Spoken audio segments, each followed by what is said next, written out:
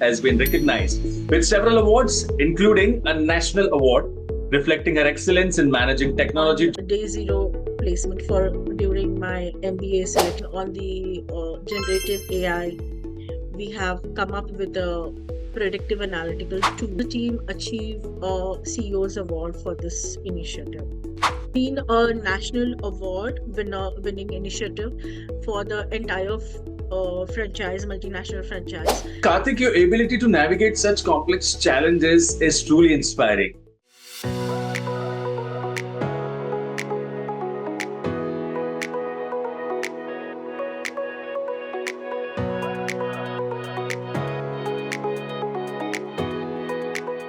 Hello, everyone, and welcome to FaceTime with Leaders, a podcast series by Directorsinstitute, World Council of Directors. I'm Sunny Pancholi, and today we are honored with the presence of an accomplished leader with over 20 years of experience in global banking technology, with expertise in managing multinational information systems and ensuring compliance with several regulatory bodies. Her leadership has been recognized with several awards, including a national award reflecting her excellence in managing technology-driven transformations. Thank you for being here, Mrs. Amrita Karthik, and welcome to FaceTime with Leaders. Your presence is much appreciated. Thanks a lot, Sunny, for introducing me. Great. All right. So let's start with the question that focuses on your career journey. So, with over 20 years of experience, if we were to reflect on your very first job, how important a role do you think it played in your journey? Yeah, the first jobs are always, I would say, very special for all of us, not only for me. And I was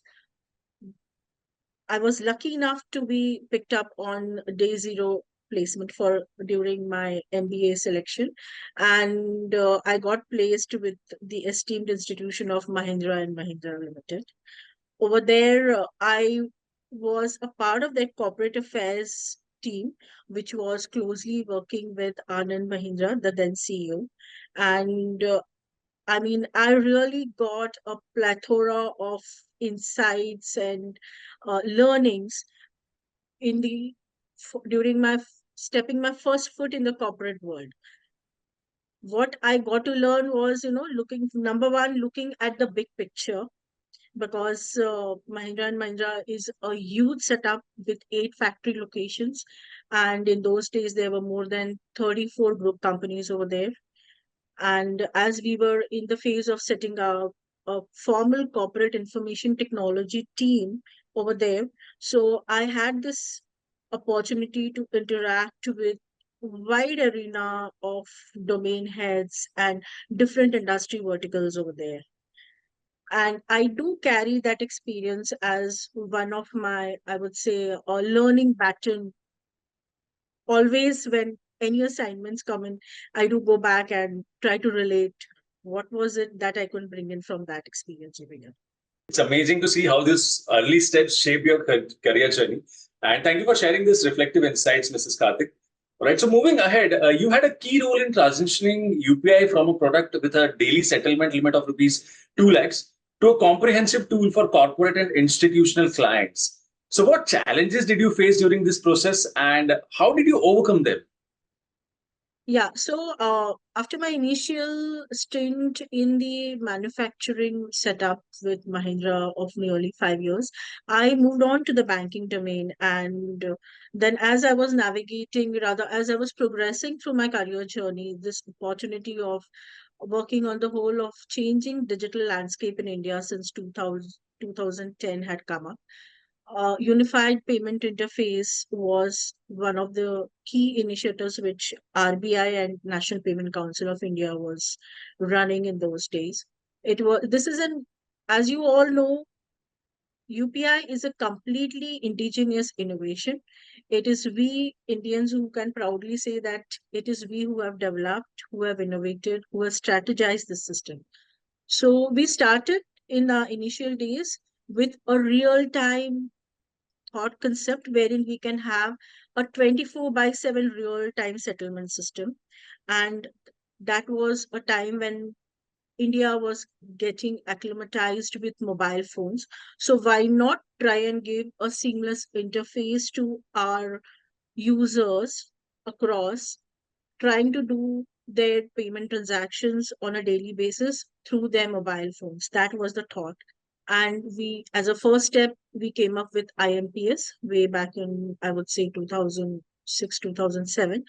And then slowly, as it started getting accepted across, what we saw was that being a financial inclusive tool and the acceptance of mobile phones across all strata of income in India, the volumes what we were getting on IMPs were extremely high. So we had to quickly regroup as a full ecosystem, be it NPCI, be it our ecosystem banks, our Indian banks, our private banks, our multinational banks.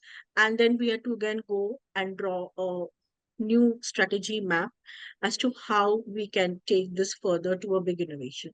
And that is how a unified payment interface was born.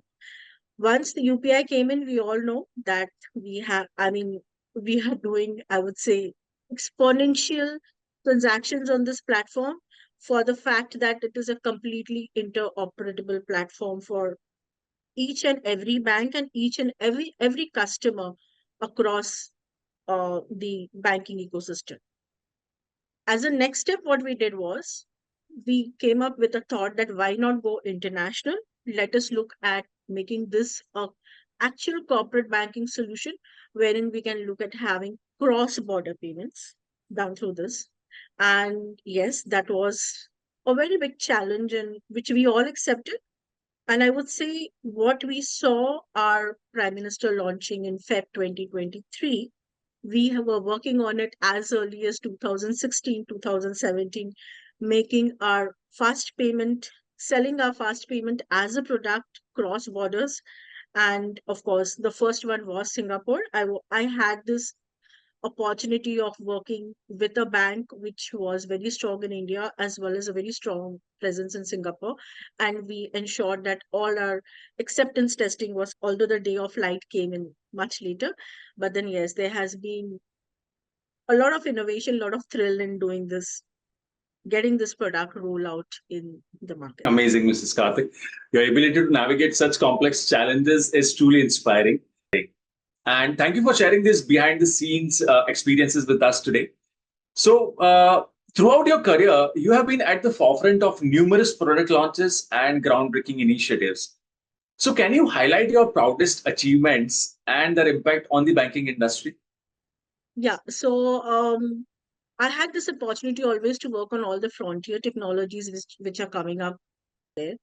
Let us navigate through maybe the top three, which I can help my audiences take through. On the generative AI, we have come up with a predictive analytical tool for customer wow. These are, the customers who are sitting across the globe, and these are our high net worth wealth clients.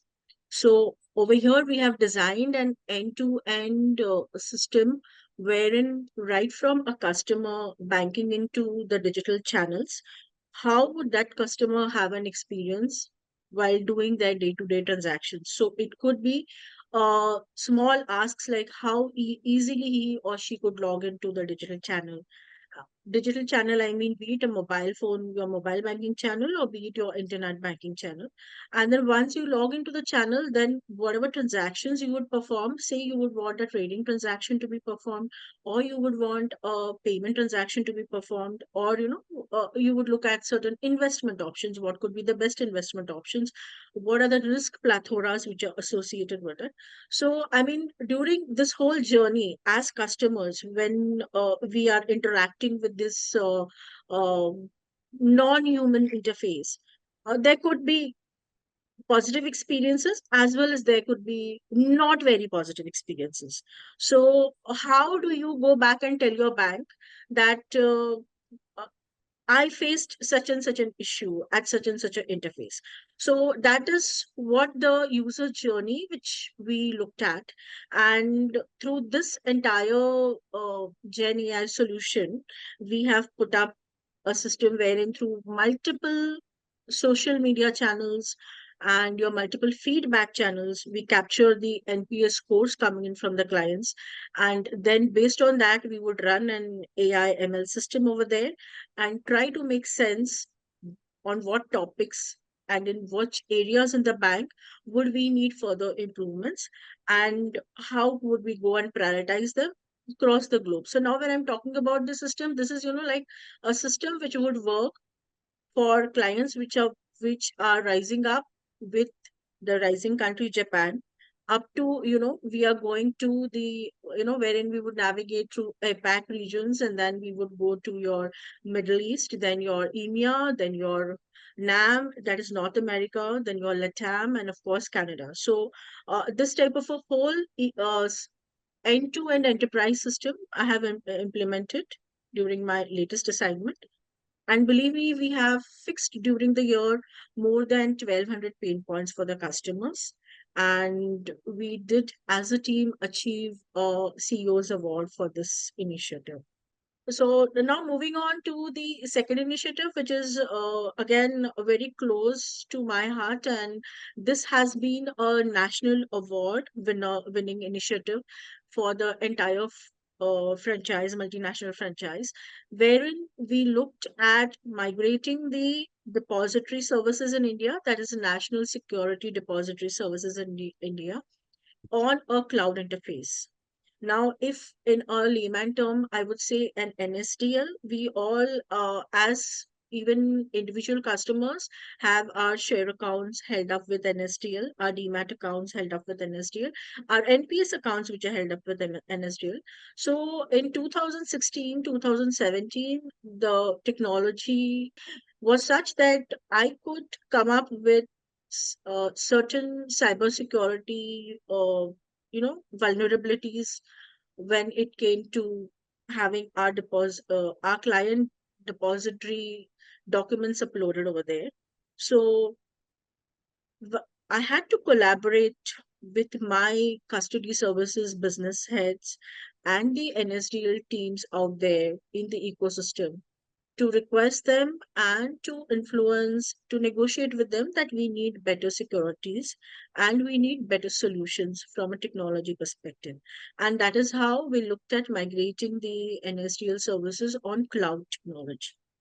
So over there again, right from doing a very good stakeholder relationship management, being at the internal level or being at an external level, to making, to running an awareness and to making the teams accept and convince them that yes, let us move on to the next technology which is coming in the market and come up with a very cost effective solution. We worked it all out, and of course we could give a extremely cost effective cloud hosting solution to the banks as far as their depository services were concerned. So this was again a national award winning initiative for me. And uh, that was again first to the market initiative, which under the multinational bank category we could close. Now, moving on to the third initiative, again, this is an ecosystem level initiative which National Payment Council of India launched, was a national automated clearing house. We all know about the ECS, electronic clearing check systems. So what NPCI did was they came up with a complete new settlement system, and they were like, we will onboard these various operatable models of ECS onto one centralized system. So now again, when we were running this system, we did face quite a lot of challenges when it came to, I would say, the modularity and the expansion of volumes, because this was again one product which was accepted by our Indian clients very well in the corporate sector, although being a financial inclusion retail segment solution. But it so happened that the I would say the MBFCs, the billing companies like a Reliance or an Adani, or if I would give you a real life case, we are paying our monthly bills, wherever these monthly bill transactions, monthly mandate transactions come in, the loan processing transactions come in. This solution was a big boon for them, because through these mandates, seamlessly, month on month, clients could go ahead and pay out their bills. So this was again an initiative which we had to ramp up very quickly in the market, and we did it, I would say. And again, over here also, uh, I ensured that my bank comes is declared as one of the best in the C category banks. So these are the various initiatives at an ecosystem level, cross banking domains, which I have been implementing and I have been delivering through. Amazing, amazing, Mrs. Karthik. Your contributions to the banking industry are nothing short of remarkable.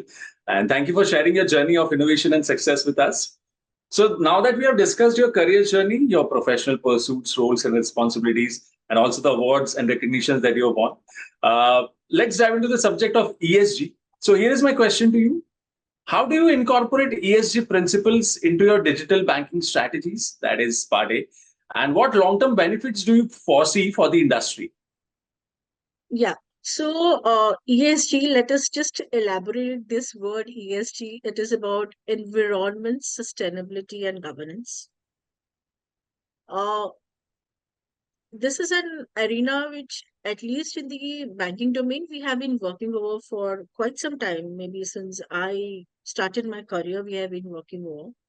And although across now we are hearing a lot of inclusion over the last 5 to 6 years in this domain, I would take you through a few examples how we do it when we design digital technologies or when we design technology solutions.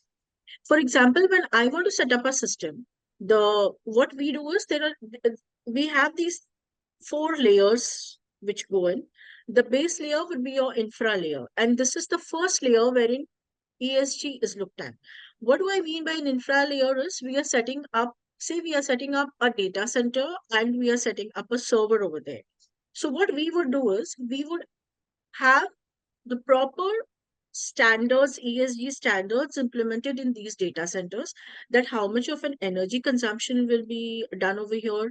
Are we using any green energy components during this whole uh, energy generation and energy utilization? How smartly are we doing it? Uh, and then when I would go in for having a server or an entire farm installed over there, just like when you and me would go and buy, say, an AC, we have these 3-star ratings and these 5-star ratings coming in, that how much of energy consumption is happening. So we have Right. been doing this for years, ensuring that the energy consumption also stays at the lowest. And can we bring in what type of a green energy factor can we bring in to run these, because these are the systems which we will be running them for 24 by 7. We don't even have a bandwidth of 0.0005% of downtime in the regular BAU running of a bank. If I would say not even 12 hours a year, I can afford to have my systems down. So that is how we have been very, very thoughtful of ensuring that global ESG standards are followed. And I would proudly say that we have these type of type 4 data centers available even in India, who are helping us to ensure that we really stand high as far as the environment sustainability is concerned. That is one aspect of it. Second aspect is, yes, I mean, when we would have these ESG drives going on as employees, we would not only go and have the CSR activities, but as I have been working primarily in the computer and the digital domains, I would go and interact with our local schools and try to establish computer labs with them. See, whatever phased out equipments we would have, be it laptops, be it our LAN equipments, be it our WAN equipments, we would go back to the society and to these, I would say, not so very privileged sections of our kids, we used to go give them full-fledged working labs. And of course, wherever required, we would even go handhold, impart trainings to them so that our next generation comes up equipped and skilled with this whole digital innovation that we are putting in through.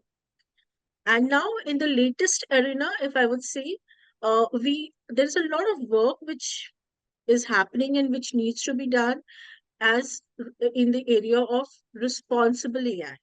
So we talk about artificial intelligence. A lot of work is happening around sustainable artificial intelligence and responsible artificial intelligence. If I would give you a real life case, we have these deep dive, these deep network, rather, sorry, the dark networks which are there, and then even those deep fake videos which are over there. So we are trying to do work in that area as well, wherein responsibly these type of uh, non-ethical practices are taken care of, and even from a technology perspective, how we can look at bringing them down in our course of time. So that is what I can see. And of course, there is still a lot of space when it comes in the ESG governance part, which slowly it is coming up. Like we have these digital governance committees which are being set up in various organizations to ensure that the right ethical, the right hacking, and the right AI practices, the right training models are being implemented down at the ground level.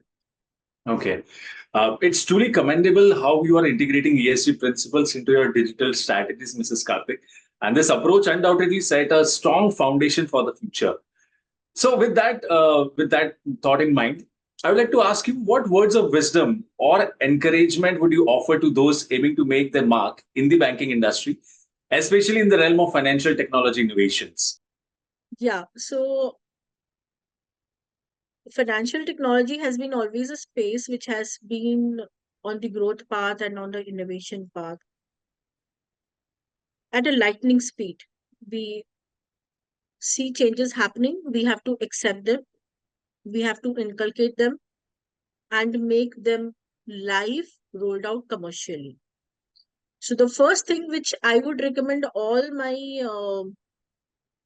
next in takers for this technology would be that you need to be highly agile, highly adaptable on the soft skills part. There should never be any blockages, or we should never think like, oh no, is this really possible?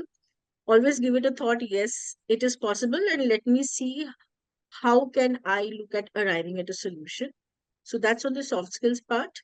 Moving on to the next is, like always keeping yourself abreast with the frontier technologies which are coming in, and be very responsible when it comes to the cyber security and fraud piece. As we will keep growing in this industry, we are bound to face a lot of these cyber frauds, and they are any which ways hitting us on a day-to-day basis. So whatever solutions we would come in with, we should always have this angle of how are we going to have the fraud detection in place, what would be the mitigation steps if if we encounter any frauds coming in, and how can we minimize the impact on our clients and on our, I would say, common public in general. So uh, we have to give it a very holistic thought, even if it would ask of us as individuals, as employees, going that extra mile, then please go ahead and do it. And let us be very ethical and very responsible in the enterprise solutions that we are providing to our counterparts across the. Indeed, Mrs. Karthik. Your advice for aspiring professionals is invaluable, and I'm sure it will resonate deeply with those looking to carve out their path in the industry. All right. So before we end this podcast session, I would like to ask you one last question, if I may. Yes, please. So, Mrs. Karthik, do you think the courses offered by Directors Institute can help banking professionals contribute positively to corporations and the wider community? Yes, let us take it as an example, even how I selected the WDC courses. Uh, I have been, as a technology person, every year I have been looking at upskilling myself. So, always going out in the, I would say, going out in the market and trying to get newer certifications on my resume. But then this year, I was like, let me try and increase my plethora much beyond technology. I want to do a lot more than technology. So that is wherein WDC courses, they really attracted me. What they are doing over here is extremely vast. At the same time, in a very comprehensive manner, they are doing it. An independent director's role, yes, an independent director is something which would take me to a next level over there as far as the glass ceiling is concerned. Then they have a special course which is carved out for ESG. We are having so much happening on ESG, and over here, WDC is doing it across the industries and across countries. It is really, really very impressive. I mean, for me, this was the first organization with whom I came across wherein they're trying to cover it up from the A part of the globe to the Z part of the globe. Uh, and then if I would move again further, then, an institute which is offering me something in the digital director domain. Digital directorship is, I would say, a very nascent domain as of yet. Over last 5 years, this has come up, and I was actually looking out for that type of uh, upskilling in my journey, and they were the ones who could offer it. And still further, director who was globally recognized. So yes, they are really doing a great job, very much ahead of what industry demands are. And in the whole process, they are having a great, I would say, data bank of organizations world across, of initiatives world across, and of course, your directors world across. So they are holding a lot of opportunity to take the world by storm. I'm sure they're doing it already. Thank you. Thank you. Thanks a lot for the candid responses, Mrs. Karthik. Uh, After this in-depth conversation with you, I'm certain that your unwavering commitment will continue to make lasting impact in the future of the banking sector. Sunny, I'm not only looking at the future of the banking sector, I'm now looking at much bigger, just like WDC. And we wish you luck for all the aspirations that you have. Yeah, thanks a lot, Sunny. It has been great talking to you. And this journey with WTC has been so far really very good.